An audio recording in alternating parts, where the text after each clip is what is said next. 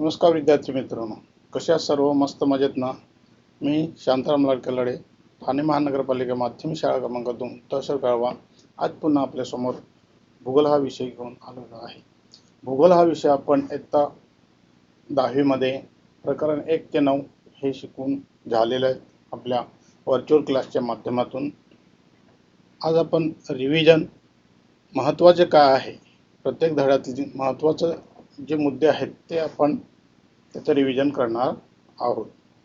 तर प्रकरण पहिलं आपण मागच्या लेक्चरमध्ये बघितले आणि त्यातले महत्त्वाचे मुद्दे आहेत परीक्षेच्या दृष्टीने त्याचा आपण अभ्यास केलेला आहे किंवा त्याची माहिती घेतलेली आहे.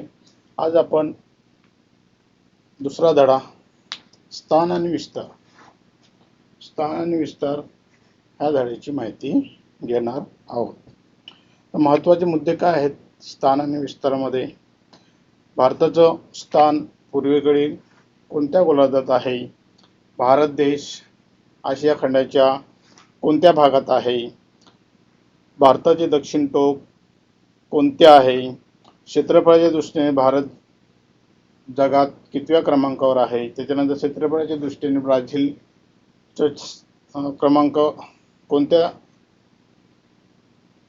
कितवा क्रमांक आहे? त्याच्यानंतर ब्राझील हा देश कोणत्या किंवा कशा पद्धतीने कोणत्या खंडात आहे? त्याच्यानंतर ब्राझील हा देश कोणाच्या अधिपत्याखाली होता? त्याच्यानंतर भारत 1.5 शतके कोणाच्या अधिपत्याखाली होता? त्याच्यानंतर भारताच्या मध्यातून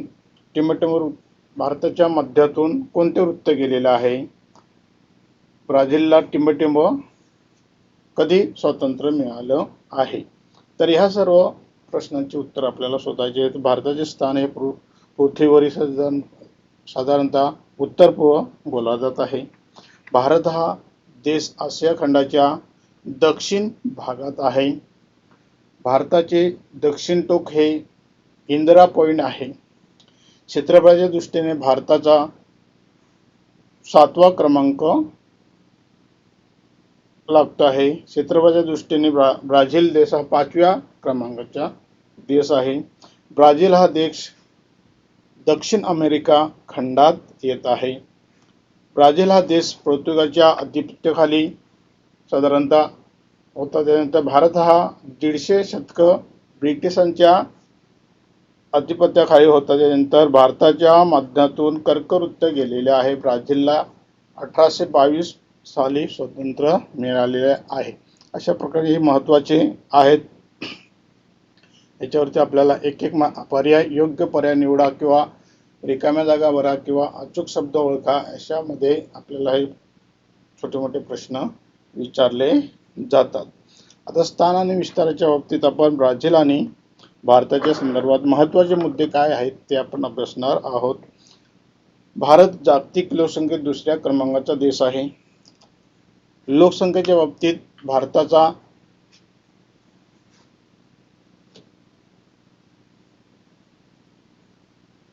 भारत लोकसंख्येच्या बाबतीत 2ऱ्या क्रमांकावर आहे.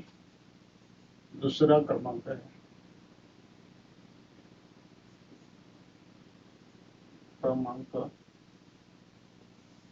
लोकसंख्येच्या बाबतीत 2रा क्रमांक आहे. मसाल्याच्या उत्पादनासाठी भारत हा जगप्रसिद्ध आहे. भारत हा काय आहे? भारतामध्ये मसाला पदार्थ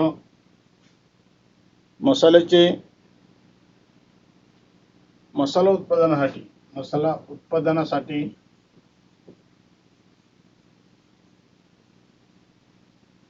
भारत का आहे? जगप्रसिद्ध आहे. तुम्हाला प्रश्न विचारला जाऊ शकतो की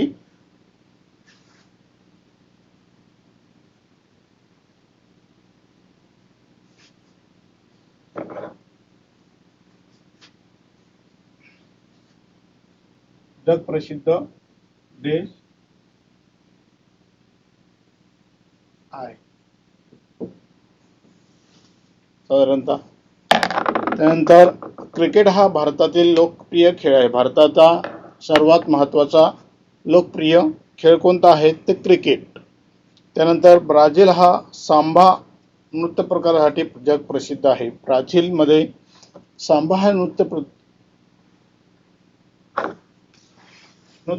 प्रकार हा जास्त मोठ्या प्रमाणात बघितला जातो. तर जगाचा कॉफी पॉट असे ब्राझील देशाला संबोधले जाते. जगाचा कॉफी पॉट असे ब्राझीलला समजलं जातं, जिथे जास्त उत्पादन कॉफीचे घेतले. फुटबॉल हा ब्राझील देशाचा लोकप्रिय खेळ आहे. हे महत्त्वाचे मुद्दे आहेत की भारताचा लोकसंख्येच्या कितवा क्रमांक लागतो. त्यानंतर भारत हा कशासाठी जगप्रसिद्ध आहे, तर मसाला उत्पादनासाठी जगप्रसिद्ध आहे. भारताचा लोकप्रिय खेळ कोणता आहे, ते क्रिकेट आहे. त्यानंतर ब्राझील हा सांबा नृत्यासाठी किंवा ब्राझील कोणत्या नृत्यासाठी जगप्रसिद्ध आहे, तर सांबा नृत्य. जगाचा कॉफी पॉट म्हणून कोणाला ओळखले जाते, तर ब्राझीलला. फुटबॉल हा ब्राझीलचा काय आहे, फुटबॉल हा ब्राझीलचा लोकप्रिय खेळ आहे. जसा भारताचा क्रिकेट आहे त्याच पद्धतीने तो. भारताच्या संदर्भात आपण थोडक्यात माहिती महत्त्वाचे जे आहेत ते तुम्हाला आपण. भारत हा उत्तर पूर्व गोलार्धात येत आहे. भारत हा कशामध्ये येत आहे, उत्तर पूर्व गोलार्धात येत आहे. आशिया खंडाच्या दक्षिण भागात असून भारत हा आशिया खंडाच्या दक्षिण भागात असून अक्षर वृत्त विस्तार हा 8.4 उत्तर ते 37.6 उत्तर असा आहे. रेखावृत्तीय विस्तार हा 68.7 पूर्व ते 97.25 पूर्व असा पसरलेला आहे. हे भारताचं झालं. भारताच्या दक्षिण टोक असं म्हटलं जातं. भारताचं दक्षिण टोक कुठलं आहे, तर इंदिरा पॉईंट हे आहे. ते कुठे आहे, तर त्याचा वृत्त ते कोणत्या वृत्तावर आहे, तर ते 6.45 उत्तर अक्षवृत्तावर आहे. भारताच्या शेजारी पाकिस्तान. भारताच्या शेजारी असणारे देश कोणते, तर भारताच्या शेजारी देश असणारे देश आहे पाकिस्तान, अफगाणिस्तान, चीन, नेपाळ, भूतान, म्यानमार, बांगलादेश, इंडोनेशिया, श्रीलंका हे देश आहेत. भारताच्या शेजारी असणारे देश आपल्याला कदाचित विचारले जातात, लिहायला सांगतात किंवा नकाशामध्ये दाखवला उतरवायला सांगत असतात. भारताच्या पूर्वेस बंगालचा उपसागर, दक्षिणेस श्रीलंका आणि पश्चिम अरबी समुद्र आहे. अशा पद्धतीने भारताच्या बाबतीत हे पॉईंट महत्त्वाचे आहेत. ब्राझीलच्या बाबतीत कोणते महत्त्वाचे मुद्दे आहेत ते आपण बघूया. या देशाचा काही भाग म्हणजे ब्राझील देशाचा काही भाग उत्तर गोलार्धात, तर बहुतांश भाग हा दक्षिण गोलार्धात आहे. जसं भारत आपला उत्तर पूर्व गोलार्धात आहे, त्याच पद्धतीने उत्तर गोलार्धात आणि जास्तच भाग हा दक्षिण गोलार्धात ब्राझीलचा आहे. या देशाचे स्थान पश्चिम गोलार्धात आणि अमेरिका खंडाच्या उत्तर भागात आहे. कुठल्या ब्राझील या देशाचे स्थान कसं आहे, पश्चिम गोलार्धात आणि दक्षिण अमेरिका खंडाच्या उत्तर भागात आहे. ब्राझील देशाचा अक्षवृत्तीय विस्तार हा 5.15 ते 33.45 दक्षिण अक्षवृत्त असा आहे. रेखावृत्तीय विस्तार त्याचा 34.45 आणि पश्चिम ते 73.48 पश्चिम रेखावृत्त अशा पद्धतीने पसरलेला आहे. ब्राझीलच्या उत्तरेस फ्रेंच, जसे भारताच्या शेजारी देश आहेत तसे ब्राझीलच्या शेजारील देश सुद्धा आहेत. कोलंबिया आहे, पेरू आहे, बोलिव्हिया आहे, पॅराग्वे आहे, अर्जेंटिना आहे. तर दक्षिणेस उरुग्वे हा देश आहे. ब्राझीलच्या दक्षिणेस उरुग्वे हा देश आहे आणि त्याच्या शेजारी असणारे देश कोलंबिया, पेरू, बोलिव्हिया आणि पॅराग्वे, अर्जेंटिना हे देश ब्राझीलच्या शेजारी देश आहेत. ब्राझीलच्या पश्चिम, उत्तर, दक्षिण अटलांटिक महासागर आहे. म्हणजे ब्राझीलच्या पश्चिमेस आणि दक्षिणेस अटलांटिक महासागर आहे. आपल्या हे भारताच्या पूर्वेस बंगालचा उपसागर आहे, दक्षिणेस श्रीलंका आहे आणि पश्चिम अरबी समुद्र आहे. हे ब्राझील आणि भारताच्या बाबतीत महत्त्वाचे मुद्दे झाले. त्याला ऐतिहासिक पार्श्वभूमी दोन्ही देशांची बघूया आपण. या दोन्ही देशांच्या स्थान विस्तारामध्ये ऐतिहासिक पार्श्वभूमी काय आहे, तर भारत हा 150 शतक ब्रिटिशांच्या अधिपत्याखाली होता. 1947 स्वातंत्र्य मिळाले भारताला. कधी स्वातंत्र्य मिळाले तर 1947. स्वातंत्र्यानंतर पहिल्या 20 वर्षात 3 युद्धांना समोर जावे लागलेले होते. ही पार्श्वभूमी आहे. आज भारत जगातील प्रमुख विकसनशील देश म्हणून एक प्रमुख जागतिक बाजारपेठ म्हणून ओळखला जातो. आज भारताला विकसनशील देश म्हणून जगामध्ये नावलौकिक आहे. भारतातील लोकसंख्येत तरुणाची प्रमाण जास्त आहे. भारताची जी काही लोकसंख्या आहे त्यामध्ये जास्त तरुणांचं प्रमाण जास्त आहे. ब्राझील 3 शतके पोर्तुगालच्या अधिपत्याखाली होता. 1822 साली स्वातंत्र्य मिळाले. जसं आपण इंग्रजांच्या अधिपत्याखाली होतो तशाच पद्धतीने ब्राझील सुद्धा पोर्तुगालच्या 3 शतके अधिपत्याखाली होता आणि त्यांना स्वातंत्र्य 1822 साली स्वातंत्र्य मिळाले. ब्राझील अर्ध्या शतकापेक्षा जास्त काळ लोकप्रिय लष्करी राजवटीखाली होता. भविष्यात एक प्रमुख बाजारपेठ या दृष्टीने ब्राझीलकडे पाहिले जाते. भविष्यामध्ये एक महत्त्वाची बाजारपेठ म्हणून ब्राझीलकडे बघितलं जातं. भारताच्या मध्यातून कर्कवृत्त जाते व ब्राझीलमधून विषुववृत्त आणि मकरवृत्त जाते. भारताच्या मध्यातून कुठलं वृत्त जाते तर कर्कवृत्त आणि ब्राझील मधून विषुववृत्त आणि मकरवृत्त. ब्राझीलमध्ये 2 वृत्त गेलेले आहेत आणि भारताच्या मध्यातून एक आहे. क्षेत्रफळाच्या दृष्टीने भारत 7व्या तर ब्राझीलचा 5वा क्रमांक आहे. मग असे सांगितल्याप्रमाणे हे झालं स्थान विस्तारांचे महत्त्वाचे मुद्दे. त्यानंतर आपण याच प्रकरणातील काही महत्त्वाचे प्रश्न आपल्याला असू शकतात. ते कोणते? ब्राझील हा देश प्रामुख्याने दक्षिण गोलार्धात आहे. बरोबर आहे की ते लिहायचे. त्याच्यानंतर फरक स्पष्ट करामध्ये आपल्याला भारत आणि ब्राझीलमध्ये फरक स्पष्ट करामध्ये तुम्हाला भारत आणि ब्राझील हा मध्ये तुम्हाला स्थान आणि गोलार्ध, स्थान, खंड, अक्षवृत्ती विस्तार, रेखावृत्ती विस्तार, राजधानी, जागतिक क्रमांक. फरक स्पष्ट करामध्ये तुम्हाला विचारलं झाले भारत आणि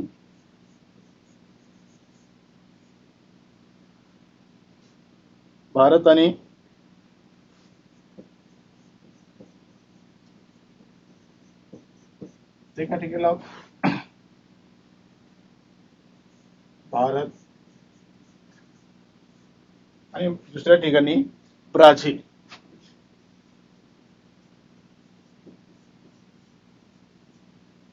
अशा ठिकाणी आपल्याला फरक स्पष्ट करा. जर आलंच तर काय लिहायचं? सुरुवातीला तिथं स्थान, तिथे स्थान कुठे आहे? दोन्ही देशांचं गोलार्ध जे आहे गोलार्ध ते लिहायचंय.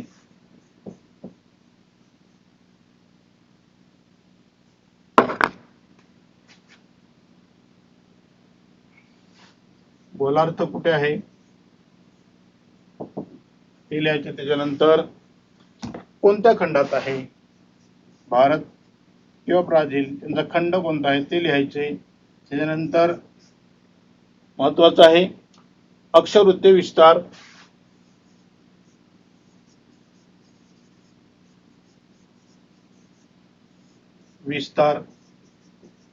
अक्षवृत्ती विस्तार. त्याच्यानंतर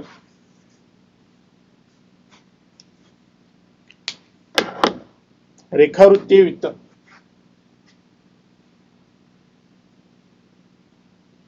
त्यानंतर रेखावृत्तीय विस्तार,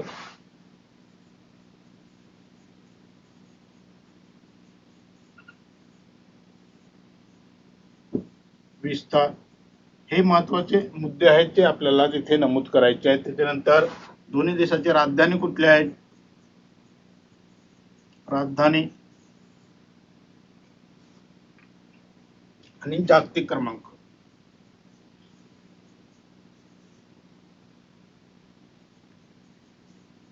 जागतिक क्रमांक कशाच्या बाबतीत प्रसिद्ध आहेत ते लिहायचे आपल्याला.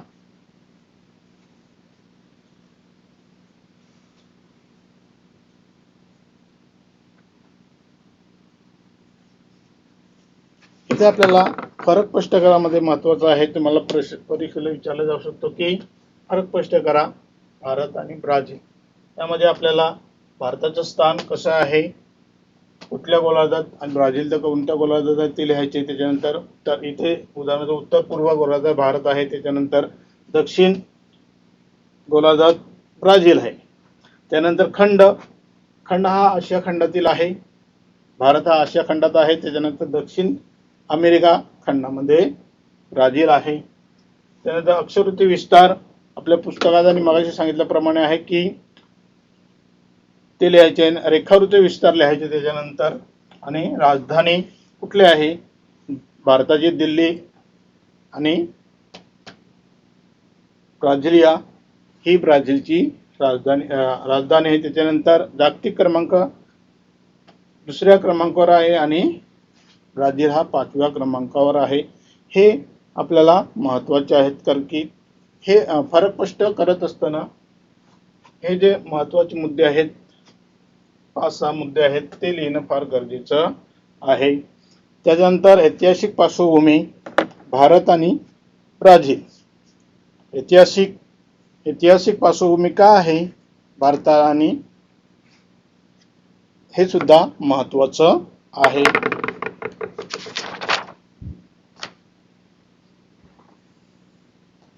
त्याच्यानंतर भारताच्या शेजारी देशाची नावे आहेत. ब्राझील कोणत्या गोलार्धात आहे? आपण मगाशी बघितलं. ब्राझील देशाला कोणता महासागर लाभलेला आहे? ब्राझीलच्या देशाला कोणता महासागर लाभलेला आहे? ब्राझीलच्या सीमेवरील देशांची नावे सांगा. अशा प्रकारचे आपल्याला प्रश्न ह्या प्रकरणावरती येऊ शकतात. भारताला स्वातंत्र्य प्राप्तीनंतर कोणत्या समस्यांना तोंड द्यावे लागेल? अशा प्रकारचे प्रश्न आपल्याला इथे विचारले जाऊ शकतात. त्याच्यानंतर आपण प्रकरण तिसरं बघूया. बहुतेक करून या प्रकरण दुसऱ्यावरती महत्त्वाचं जे आहे ते मी तुम्हाला सांगितलेलंच आहे. प्रकरण तिसरं आता बघूया. याच्यात महत्त्वाचे मुद्दे कोणते आहेत परीक्षेच्या दृष्टीने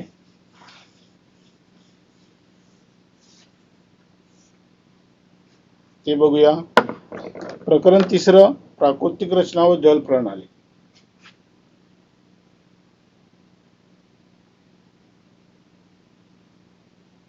प्राकृतिक रचना व जल प्रणाली.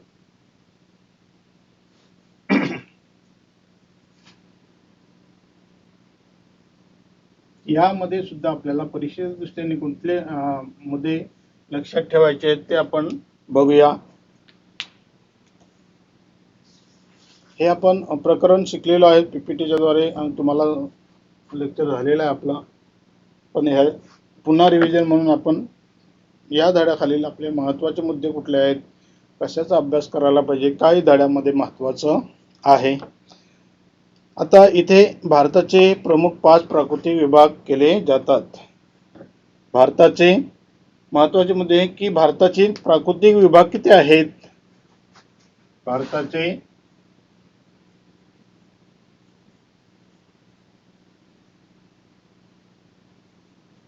प्राकृतिक विभाग किती आहेत? विभाग किती आहेत? किती आहेत? तर 5 आहेत. प्राकृतिक विभाग किती आहेत? 5 आहेत.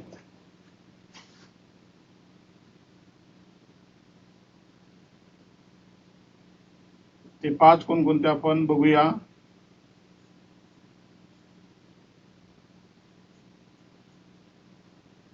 पहिला आहे हिमालय.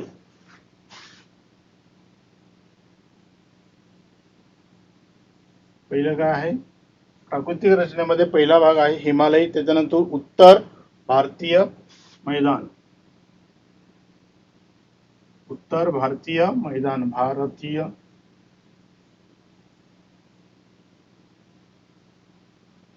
मैदान. त्यानंतर आहे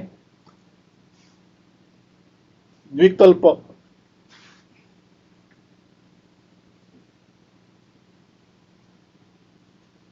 चौथा भाग आहे किनारपट्टी प्रदेश.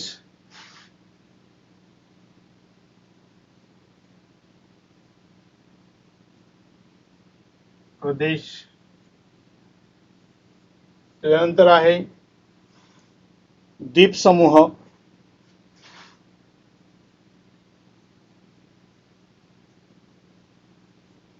हे जे 5 प्राकृतिक विभाग आहेत हे कसले आहे, भारताचे प्राकृतिक विभाग आहेत. तर आता या 5 विभागाचा आपल्याला अभ्यास करायचा आहे. तर तुम्हाला भारताचे प्राकृतिक विभाग किती आहेत, तर 5 आहेत. हिमालय आहे, उत्तर भारतीय मैदान आहे, द्वीपकल्प आहे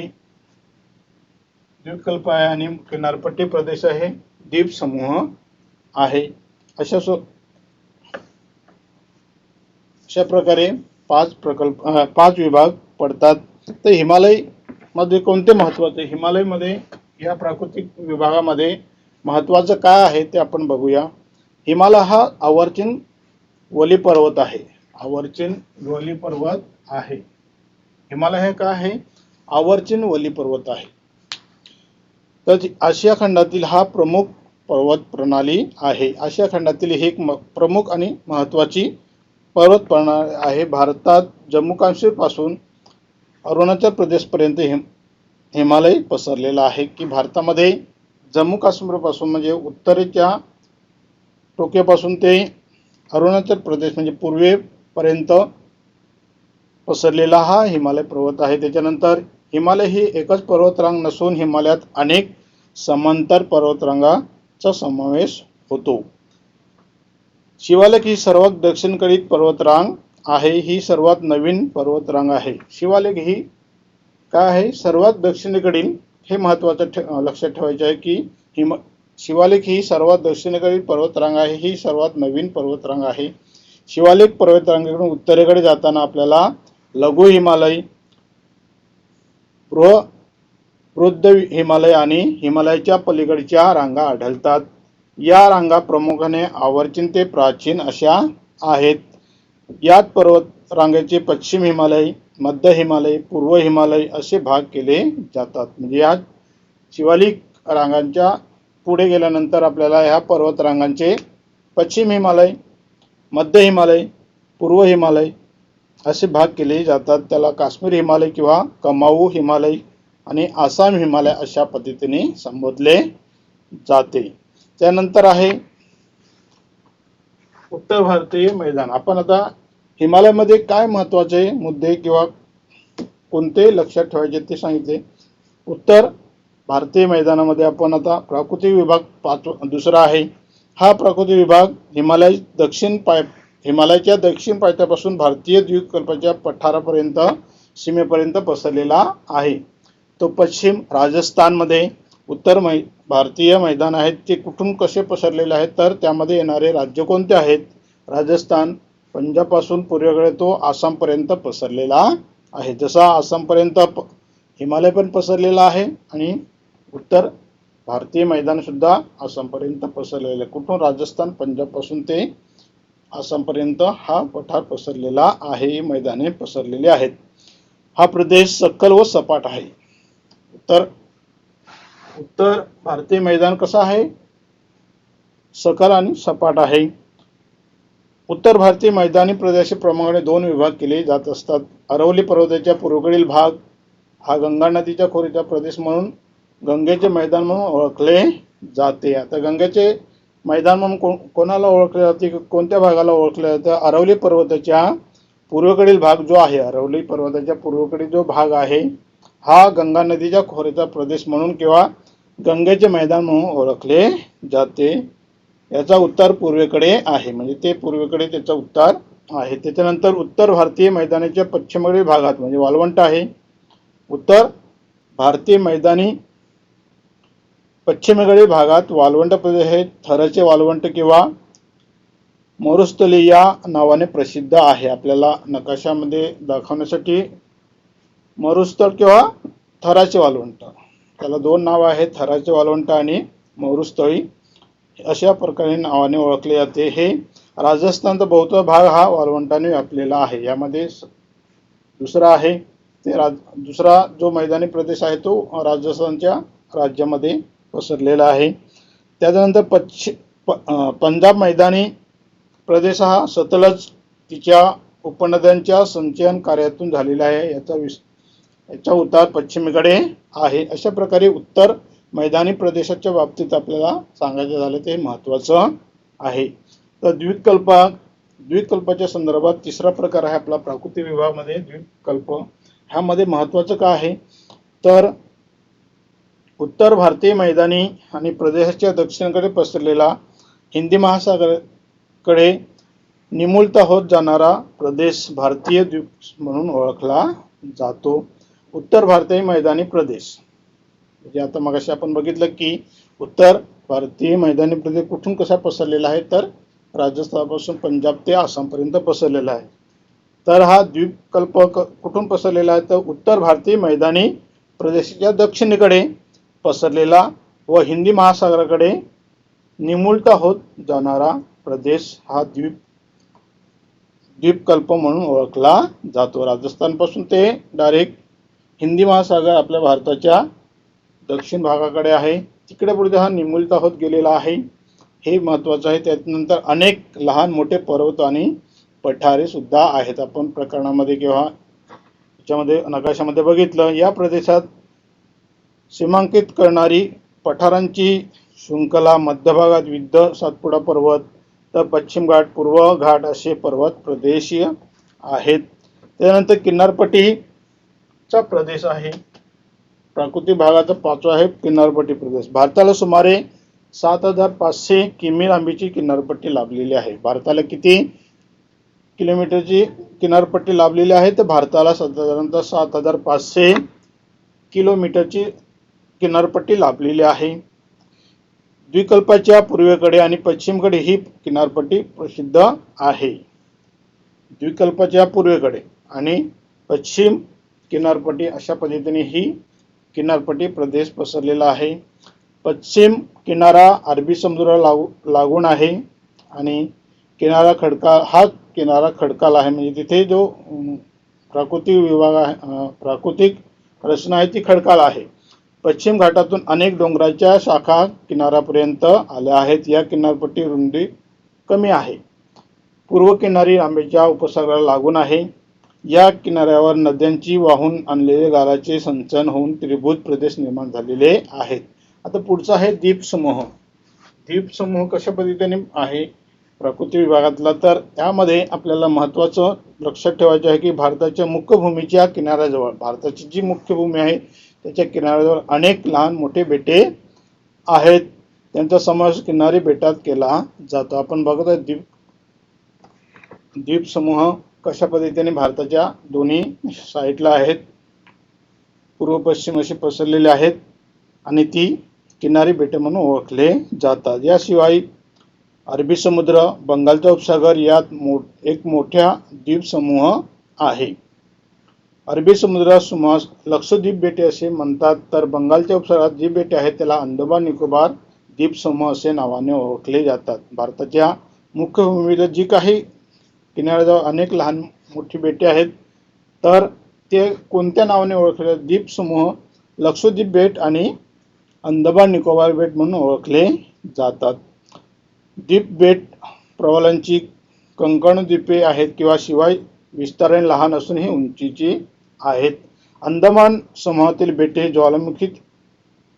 ज्वालामुखीय आहेत, म्हणजे अंदमान समूहातील जी काही बेटे आहेत ती ज्वालामुखीने तयार झालेली बेटे आहेत। विस्तारण मोठे असून त्यांच्या अंतर्गत भागात उंच डोंगर आहेत।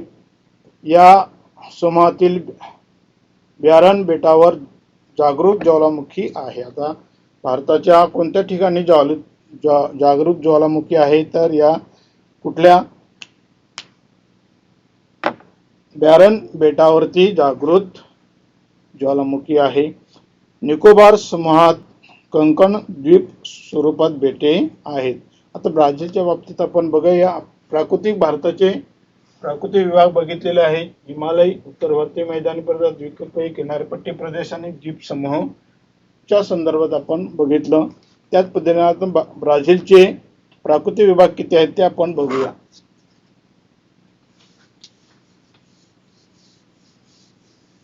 ब्राझीलचे प्राकृतिक विभाग किती आहेत ते बघूया आपण।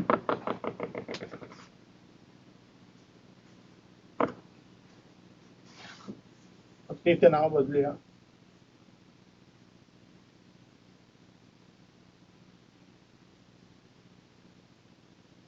ब्राझीलचे प्राकृतिक विभाग कोणकोणते आहेत, कशा पद्धतीचे आहेत? ब्राझीलचे सुद्धा 5 प्रकार पडत आहेत.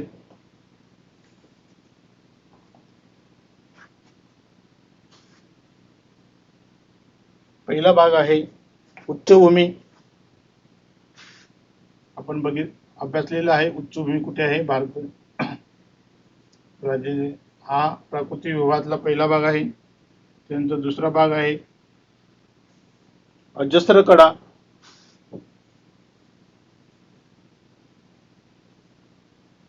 अजस्र कडा. त्याच्यानंतर पुढचा भाग आहे किनारी प्रदेश.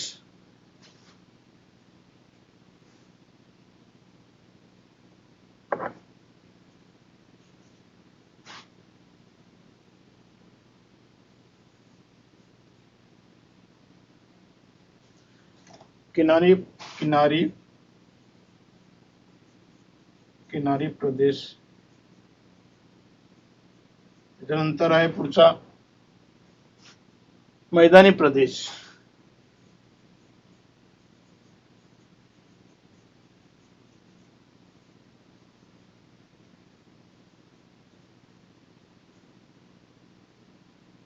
द्वीप समूह पुढचा आहे.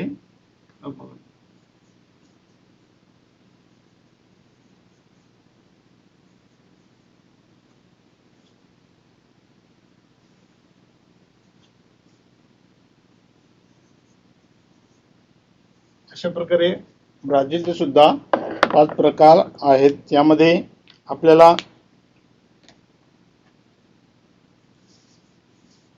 उच्चभूमी कुठे आहे ब्राझीलच्या त्याच्या संदर्भात बघूया. दक्षिण ब्राझील विस्तीर्ण अशा पठाराने व्यापलेला आहे. याचे वर्णन ब्राझीलचे पठार आणि ब्राझीलची उच्चभूमी किंवा ब्राझीलचे ढाल क्षेत्र अशा वेगवेगळ्या नावाने ओळखले जाते. की दक्षिण ब्राझील विस्तीर्ण अशा पठाराने व्यापलेला आहे. दक्षिण भाग हा ब्राझीलचा दक्षिण भाग हा पठाराने व्यापलेला आहे.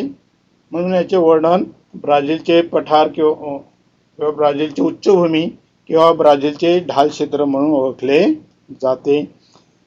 ब्राझीलमधील सर्वोच्च शिखर पिको दी नेब्लिना हे असून ब्राझील हे यांच्या सीमेवर आहे.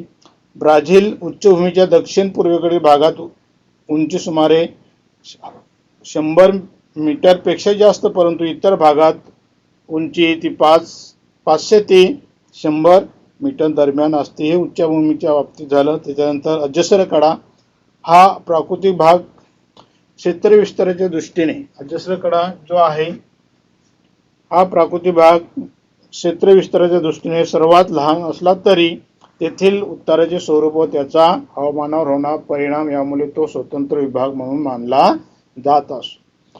त्या अजस्र कड्यामुळे आग्नेय व्यापारी वारे अडवले जातात. त्यामुळे अजस्र कड्याची पलीकडे पर्जन्यछायेचा प्रदेश तयार होतो. या प्रदेशाचे वर्णन अवर्षणाचा चतुष्कोन असे मानले जाते. त्याच्यानंतर किनारी प्रदेश आहे.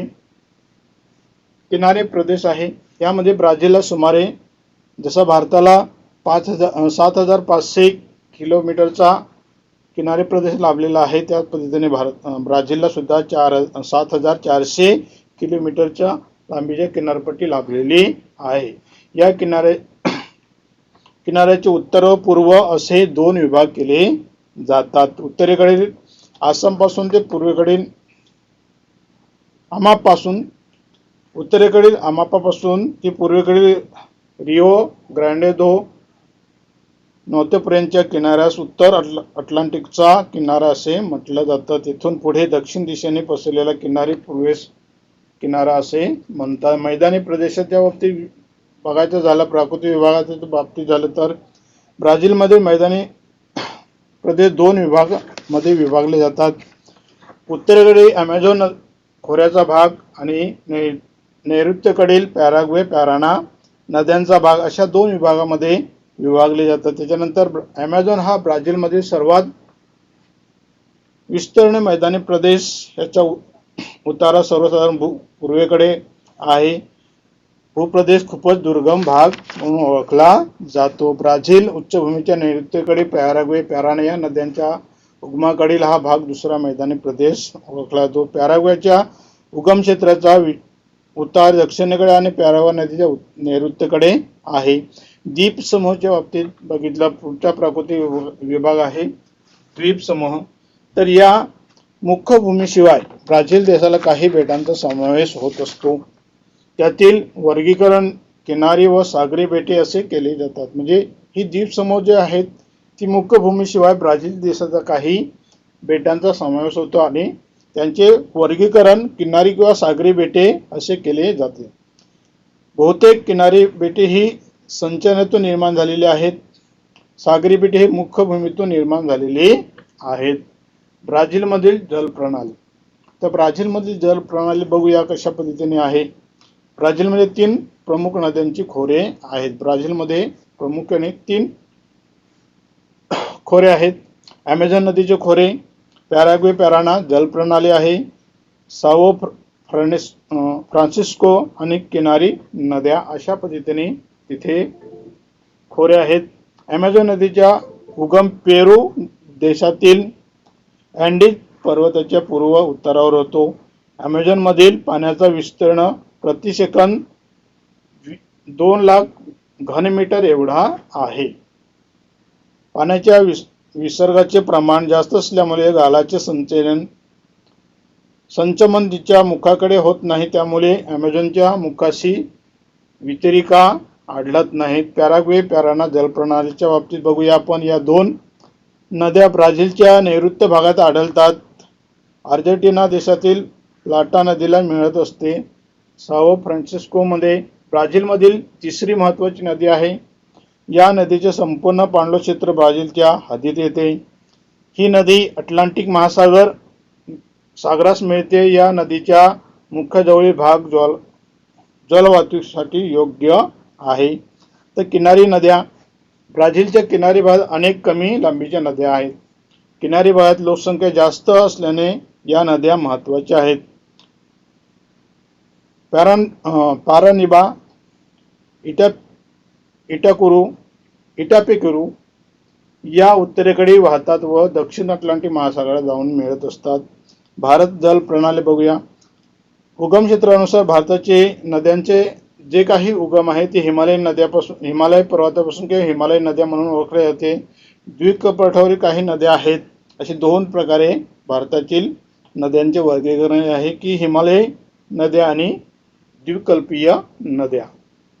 हिमालय नद्या या गटात सिंधू, तिच्या उपनद्या, गंगा, तिच्या उपनद्या अशा 2 समूहांचा समावेश केला जातो. सिंधू आणि तिच्या उपनद्या पश्चिम हिमालयात म्हणजे जम्मू काश्मीर राज्यातून वाहतात. सतलज ही तिची प्रमुख उपनदी आहे. सिंधू नदी पाकिस्तानातून वाहत जाऊन अरबी समुद्राला मिळत असते.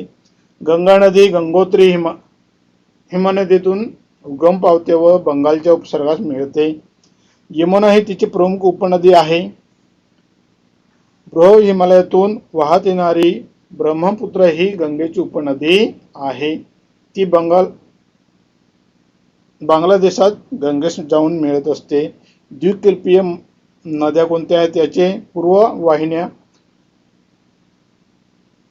पश्चिम वाहिनी असे वर्गीकरण केले जाते.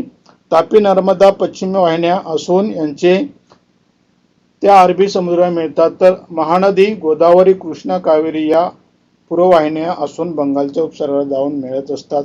अशा प्रकारे प्रकरण 3 मध्ये आपल्याला महत्त्वाचे जे मुद्दे आहेत, प्राकृतिक विभाग कोणकोणते आहेत 5 आहेत. त्यानंतर ब्राझीलचे प्राकृतिक विभाग 5 आहेत आणि त्या विभागामध्ये आपल्याला कोणकोणते महत्त्वाचे मुद्दे आहेत ते आपण बघितले.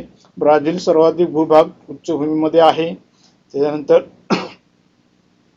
भारताप्रमाणे ब्राझीलमध्ये सुद्धा प्राचीन 3 पठारे आहेत. त्यानंतर ॲमेझॉन नदीचे खोरे मुख्यतः मानवी वस्तीस प्रतिकूल आहेत. ॲमेझॉन नदी ही जगातील सर्वात मोठी नदी आहे. या नदीच्या मुखात त्रिभुज प्रदेश आहेत. अरबी समुद्राला लक्षद्वीप बेटे आहेत. प्रवाल बेटे म्हणून ओळखले जातात. अरवली पर्वताच्या पायथ्याशी मेवाड पठार आहे. जग जगातील सर्वात मोठे त्रिभुज प्रदेश सुंदरबन हे आहे. आवर्चन पर्वत हिमालय म्हणून ओळखला जातो. भारताच्या सागरी किनारा साधारणतः भारताचा सागरी किनारा जो 7500 किलोमीटर लांबलेला आहे. एका वाक्याच्या दृष्टीने या प्रकरणावरती आपल्याला अभ्यास करायचा झाला तर भारताचे प्रमुख प्राकृतिक विभाग किती आहेत, कोणते आहेत ते आपल्याला विचारले जातो. त्यानंतर भारतीय द्वीप कशास म्हणतात, त्यानंतर भारतीय मैदानी पश्चिम भागात वाळवंट आहे ते कोणत्या नावाने ओळखले जाते, भारताच्या पश्चिम किनारी प्रदेशात त्रिभुज प्रदेश का आढळत नाहीत, अशा प्रकारचे प्रश्न आपल्याला विचारले जाऊ महत्त्वाचे आहेत. त्याच्यानंतर तक्ता पूर्ण केला भारत प्राकृतिक विभाग आणि ब्राझील प्राकृतिक विभागामध्ये. त्याच्यानंतर फरक स्पष्टीकरणामध्ये सुद्धा भारत पूर्व किनारी प्रदेश आणि भारताचा पश्चिम किनारी प्रदेश अशा पद्धतीने फरक स्पष्टीकरणामध्ये विचारला जातो. हिमालय नद्या आणि द्वीपकल्पीय नद्या अशा प्रकारचा फरक स्पष्टीकरणामध्ये आपल्याला विचारला जाऊ शकतो. त्याच्यानंतर